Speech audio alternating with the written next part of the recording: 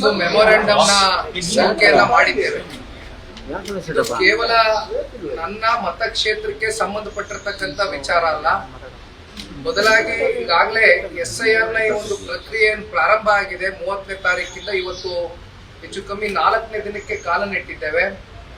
ಕಳೆದ 4 ದಿನಗಳಿಂದ ರಾಜ್ಯದ ಹಲವಾರು ಜಿಲ್ಲೆಗಳಲ್ಲಿ, ಹಲವಾರು ವಿಧಾನಸಭಾ ಕ್ಷೇತ್ರಗಳಲ್ಲಿ ಯಾವ SIR ಪ್ರಕ್ರಿಯೆ ಮನೆ ಮನೆಗೆ ಹೋಗಿ ಎನ್ಯುಮರೇಷನ್ ಫಾರ್ಮ್ಗಳನ್ನ ಆ ವೋಟರ್ ಲಿಸ್ಟ್ ಕೈಯಲ್ಲಿ ಇಟ್ಕೊಂಡು ವೋಟರ್ಸ್ನ ಫಿಸಿಕಲ್ ಆಗಿ BLA2ಗಳು ಎಲ್ಲಾ ಪಕ್ಷದ BLA2ಗಳ ಜೊತೆಗೂಡಿ BLOಗಳ ಜೊತೆ ಹೋಗಿ ಮಾಡಬೇಕಾದಂತ ಈ ಪ್ರಕ್ರಿಯೆಯನ್ನ ಉಲ್ಲಂಘನೆ ಮಾಡಿದ್ದಾರೆ, ಗಾಳಿಗೆ ತೂರಿದ್ದಾರೆ.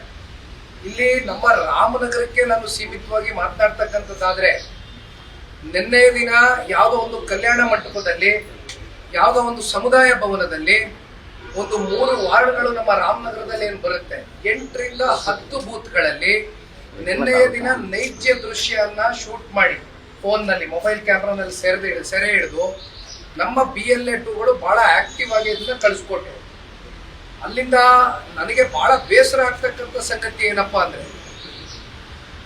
DC ಇರ್ಬೋದು, ತಹಸೀಲ್ದಾರ್ ಇರ್ಬೋದು, ತಾಲೂಕಿನ ಆಡಳಿತ, ಜಿಲ್ಲೆಯ ಆಡಳಿತ ನ್ಯಾಯಬದ್ಧವಾಗಿ, ಪಾರದರ್ಶಕವಾಗಿ, ಅಂದ್ರೆ with utmost fairness and transparency ಈ ಒಂದು ಪ್ರಕ್ರಿಯೆಯನ್ನ ಮಾಡಬೇಕಾಗಿದೆ.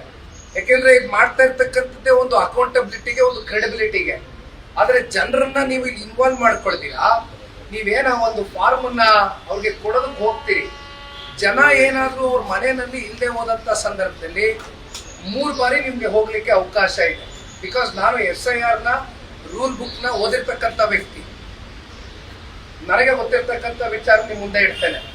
ಆದ್ರೆ 3 ಸಲ ಹೋಗಿನೂ ಕೂಡ ಏನಾದ್ರೂ ಪ್ರತಿಕ್ರಿಯೆ ಸಿಗದೆ ಹೋದಂತ ಸಂದರ್ಭದಲ್ಲಿ ಒಂದು ರೆಡ್ ಫ್ಲಾಗ್ ಅನ್ನ ಮನೆ ಆಚೆ ಕಡೆ ಅಂಟಿಸಿ, ಆ ಒಂದು ರೆಡ್ ಸ್ಟಿಕ್ಕರ್ ಅನ್ನ ಮನೆ ಕಡೆ ಆಚೆ ಅಂಟಿಸಿ, ಅದನ್ನ ನೀವು ಒಂದು ಫಾರ್ಮ್ ಅನ್ನ ಅಲ್ಲಿ ಬಿಟ್ಟು ಬರ್ತೀರಾ. ಕೊನೆಗೆ ಏನಾದ್ರೂ ಅದಕ್ಕೂ ಪ್ರತಿಕ್ರಿಯೆ ಬರಲಿಲ್ಲ ಅಂತಾದಾಗ ಅವ್ರನ್ನ ವೋಟರ್ ಲಿಸ್ಟ್ ಇಂದ ಹೊರಗಡೆ ಹಾಕ್ಬೇಕಾಗ್ತದೆ. ಇದು ನಡಿಬೇಕಾಗಿರ್ತಕ್ಕಂಥ ಪ್ರೊಸೀಜರ್. ಆಮೇಲೆ BFC ಅಂತಕ್ಕಂಥದ್ದು ನಾವೇನ್ ಕರಿತೀವಿ, ವೋಟರ್ ಫೆಸಿಲಿಟೇಷನ್ ಸೆಂಟರ್ ಅಂತ, ಇದು ಇಡೀ ರಾಜ್ಯದಲ್ಲಿ 2800 BFCಗಳಿದೆ. ನಾನು DC ಅವ್ರ ಹತ್ರ ಮಾತಾಡಿದಾಗ ನಮ್ಮ ರಾಮನಗರದ DC ನನಗೆ ಹೇಳ್ತಾರೆ, ಇಲ್ಲ ಸರ್, ಇದು BFCಗಳಲ್ಲಿ ಫಾರ್ಮ್ ಅನ್ನ ಹಂಚತಕ್ಕಂಥದ್ದಕ್ಕೆ ಕಾನೂನಿನ ಅಡಿಯಲ್ಲಿ ವ್ಯವಸ್ಥೆ ಇದೆ, ಅವಕಾಶ ಇದೆ ಅಂತಂದ್ರು. ನಾನು ಒಂದು ಸೆಕೆಂಡ್ ಬೆರಗಾಗಿ ನಾನು ಇಮಿಡಿಯೇಟ್ ಆಗಿ SIR ನ ಒಂದು ರೂಲ್ ಬುಕ್ ನ ತೆಗೆದು ಓದಿ DC ಅವ್ರಿಗೆ ನಾನು ಅದು ಮರುಕ್ಷಣ ವಾಟ್ಸ್ಆಪ್ ಮಾಡ್ತೀನಿ.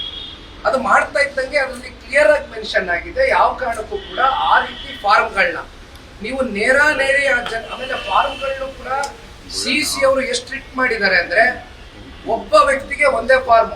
ಈಗ ಇಷ್ಟು ಬೂತ್ ಇದೆ, ಇಷ್ಟು ಮನೆ ಇದೆ ಅಂತಕ್ಕಂಥದ್ದು, ಇಷ್ಟು ಜನ ಇದೆ ಅಂತಕ್ಕಂಥದ್ದು ಬಂದಾಗ ಅಷ್ಟೇ ಫಾರ್ಮ್ಗಳನ್ನ ಕೊಡ್ತಾರೆ ಹೊರತುಪಡಿಸಿ ಒಬ್ಬೊಬ್ಬನಿಗೆ 4, 5, 10 ಸ್ವೇಚ್ಛಾಚಾರವಾಗಿ ಫಾರ್ಮ್ ಅನ್ನ ಕೊಡೋದಿಲ್ಲ.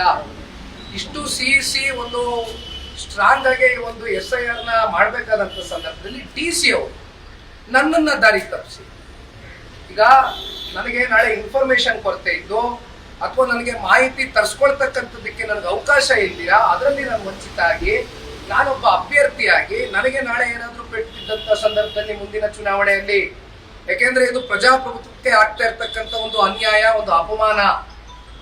DC ಅವರು ನಡ್ಕೊಂಡಿರ್ತಕ್ಕಂಥ ರೀತಿ ನನಗೆ ಅರ್ಥ ಆಗಿಲ್ಲ. ಬಿಕಾಸ್ UPSC KPSC ಬರೀತಕ್ಕಂಥವ್ರು ಕೋಟಿಗಳಲ್ಲಿ ಬಹಳ ಬೆರಳೆಣಿಕೆಯಷ್ಟು ಜನ ಅಷ್ಟೇ.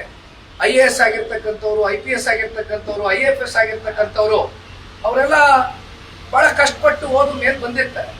ಅಂಥವ್ರನ್ನ ನಾವೆಲ್ಲ ನಂಬ್ಕೊಂಡಿರ್ತೇವೆ. ಈಗ ಅವರೇ ನಮ್ಮನ್ನ ಎಲ್ಲ ಒಂದ್ ಕಡೆ ಈ ರೀತಿ ದಾರಿ ತಪ್ಪಿಸಿದಂತ ಸಂದರ್ಭದಲ್ಲಿ ನಾವಿದನ್ನ ಯಾವ ರೀತಿ ಪರಿಗಣಿಸಬೇಕು?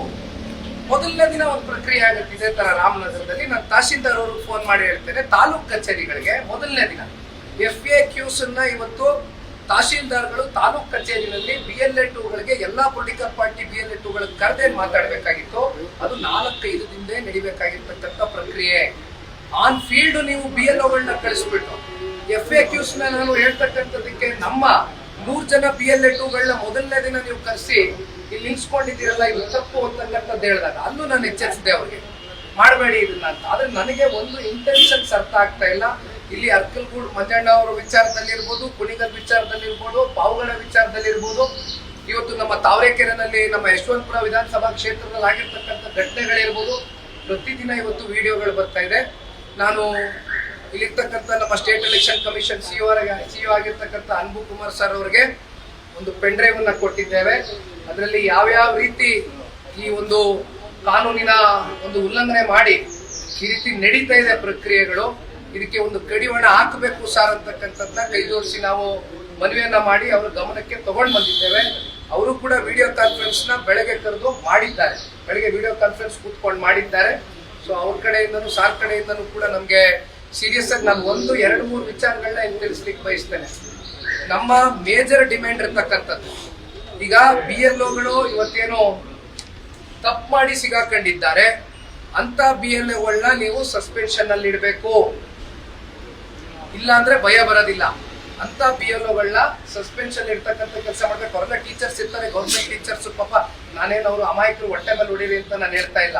ಬಿಕಾಸ್ ಇಲ್ಲಿ ಬಹಳ ಜನ ಚುನಾಯಿತ ಪ್ರತಿನಿಧಿಗಳು ಒತ್ತಡ ಇರ್ತದೆ ಅವ್ರ ಮೇಲೆ, ಅದಕ್ಕೋಸ್ಕರ ಅವ್ರು ಆಕ್ಟ್ ಮಾಡಿರ್ಬೋದು. ಬಟ್ ಆದರೆ ಅವ್ರು ಮಾಡಿದಂತ ತಪ್ಪಿಗೆ ಅವ್ರು ಹೊರಗಡೆ ಇತ್ತು ಬೇರೆ ಇನ್ಯಾರಾದ್ರೂ ಮತ್ತೆ ಕರ್ಕೊಂಡ್ಬಂದಲ್ಲಿ ಕೂರಿಸಿದಂತ ಸಂದರ್ಭದಲ್ಲಿ ಸ್ವಲ್ಪ ಬಿಸಿ ಮುಟ್ಟಿಸ್ದಂಗ ಆಗ್ತದೆ. ಇದೊಂದು ದಯಮಾಡಿ ಮಾಡಿ ಅಂತ ಕೇಳಿದ್ದೀನಿ. ಆಮೇಲೆ ಇನ್ನೊಂದು ವಿಚಾರ, ಕೆಲವೊಂದಷ್ಟು ಸೆನ್ಸಿಟಿವ್ ಏರಿಯಾಸು, ಸೆನ್ಸಿಟಿವ್ ಬೂತ್ಸ್ ಗಳೇನಿರ್ತವೆ ಅಂತ ಬೂತ್ಗಳಲ್ಲಿ ದಯವಿಟ್ಟು ಸ್ವಲ್ಪ ನಮ್ಮ ಸ್ಟೇಟ್ ಎಲೆಕ್ಷನ್ ಕಮಿಟಿ ಕಡೆಯಿಂದ ಮತ್ತೆ ಇವನ್ ಸೆಂಟ್ರಲ್ ಫೋರ್ಸಸ್ ನ ಡಿಪ್ಲೈ ಮಾಡ್ತಕ್ಕಂಥದ್ದಕ್ಕೂ ಆಗ್ಬೋದು. ಇದನ್ನ ವಿಶೇಷವಾಗಿ ಒಂದು ಮಾನಿಟರಿಂಗ್ ಸಿಸ್ಟಮ್ ನ ತಗೊಂಡು ಬನ್ನಿ ಅಂತಕ್ಕಂಥದ್ದು ಕೂಡ ಕೈ ಜೋಡಿಸಿ ಮನವಿಯನ್ನ ಆ ಒಂದು ಮೆಮೊರಾಂಡಮ್ ಮಾಡಿ ಬಂದಿದ್ದೀವಿ. ಓಕೆ.